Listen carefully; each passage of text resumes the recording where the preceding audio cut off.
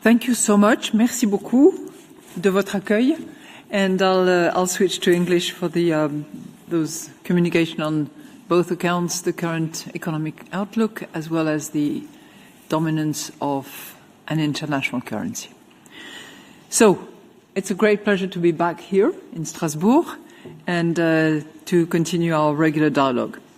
In recent months, we have faced a period of heightened uncertainty, and yet despite these challenges, the euro area economy has held up quite well. This resilience is no coincidence. It reflects in no small part the strength of two achievements we sometimes take for granted. First, our single market. Second, our single currency, the euro. As a foundation for stability and a powerful symbol of European unity, both at home and abroad, the euro is one of Europe's greatest assets. But in today's geo-economic world, the likelihood of larger and more diverse economic shocks is expected to remain a constant feature of our environment. This prompts an important question. In this new global landscape, what role should the euro play on the world stage? And I will focus specifically on this question in my remarks after I have given you a quick overview of our assessment of the economic situation and our monetary policy stance. So, over the first half of this year, the economy grew by 0.7% in cumulative terms, thanks to resilient domestic demand. Stronger growth in the first quarter partly reflected front-loading of global trade ahead of expected tariff increases. Growth, I think you have that actually on one of the on that part of the introductory statement graphs. In blue on the side, you have the growth on a quarter-by-quarter basis, and you can see that in the first quarter of 25, there is a significant front-loading that appears. So it's not just that, it's also consumption, it's also investment, but there is a strong front-loading element in anticipation of the tariffs that we're going to hit later on in the year. Sluggish export performance driven by higher tariffs, a stronger euro and increased global competition is expected to hold growth back for the remainder of the year. However, the effect these headwinds will have on growth should fade next year. At the same time, survey indicators suggest that services continue to grow, signaling some positive underlying momentum in the economy. Despite softening labour demand, the labour market remains a source of strength and is expected to support consumer spending. Consumer spending and investment should both benefit from our past interest rate cuts, feeding through to financing conditions. Investment should also be underpinned by substantial government spending on infrastructure and defence. As a result, ECB staff expect the economy to grow by 1.2% in 2025, which is an upgrade from where we were during our last projection, which was 0.9%, by 1% in 2026 and by 1.3% in 2027. Risks to economic growth have become more balanced, as the likelihood of major tariff-related downside risks materializing has fallen owing to the new trade deal. In particular, if you remember, we had anticipated that there would be retaliation. This has not taken place as a result. The downside risk has certainly narrowed, and it is now more balanced. At the same time, risks remain that renewed trade tensions could further dampen exports, investment and consumption. By contrast, higher than expected defence and infrastructure spending and productivity-enhancing reforms would add to growth. Geopolitical tensions remain a major source of uncertainty. Inflation remains close to our 2% target. According to Eurostat flash estimate, it edged up to 2.2% in September from 2% in the previous 3 months. So June, July, August at 2%, 2.2% in September, mainly due to higher inflation, energy inflation. Core inflation, excluding energy and food, remained at 2.3%. Indicators of underlying inflation remain consistent with our 2% medium-term target. Real wage have caught up with levels seen before the inflation surge. You have that in the, again, on this graph at the bottom of the, in the left-hand column at the bottom of page 1 on real wages. And you can see the blue line that is coming back to where we were back in the early days pre-COVID impact. Nominal wage growth was 3.9% in the second quarter, down from 4% in the previous quarter and 4.8% in the second quarter of last year, so slightly declining. Forward-looking indicators, including the ECB's wage tracker, suggest that wage growth will moderate further and contribute to easing domestic price pressure. The ECB staff projections see headline inflation averaging 2.1% in 2025, 1.7% in 2026, and back to 1.9% in 2027. Inflation excluding energy and food is expected to fall from 2.4 in 2025 to 1.9 in 2026 and 1.8 in 2027, owing to the stronger euro and declining labour cost pressures. Notably, the outlook for euro area inflation remains more uncertain than usual, with a still volatile global trade policy environment responsible for both upside and downside risks, with again a range of risks on both sides that has narrowed. So with inflation currently at around 2% and expected to remain at around that level over the projection horizon, we can say that the disinflationary process is over.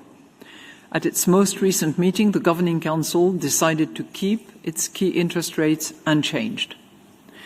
We are determined to ensure that inflation stabilises at our 2% target in the medium term. We will continue to determine the appropriate monetary policy stance by following a data-dependent and meeting-by-meeting approach, and in particular we will base our interest rate decisions on our assessment of the inflation outlook and the risks surrounding it. That was added as a result of our strategy review, in light of the incoming economic and financial data, as well as the dynamics of underlying inflation and the strength of monetary policy transmission.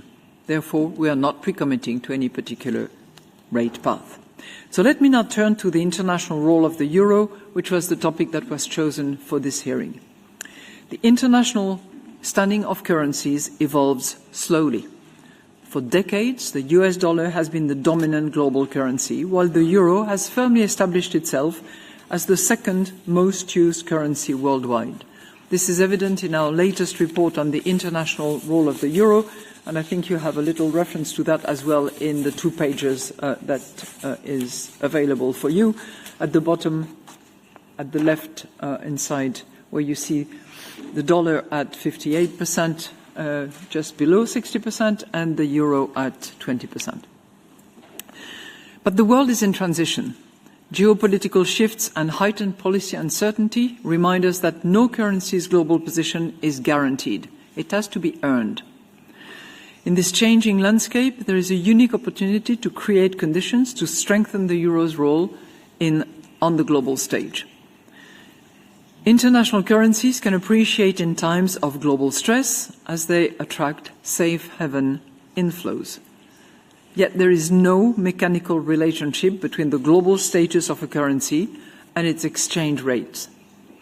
At the same time, raising the euro's global standing would bring tangible benefits. For instance, greater use of the euro in trade invoicing would reduce transaction costs for exporters and shield prices in the euro area from exchange rate volatility. Moreover, increased foreign demand for euro-denominated assets would lower borrowing costs for households, businesses and governments.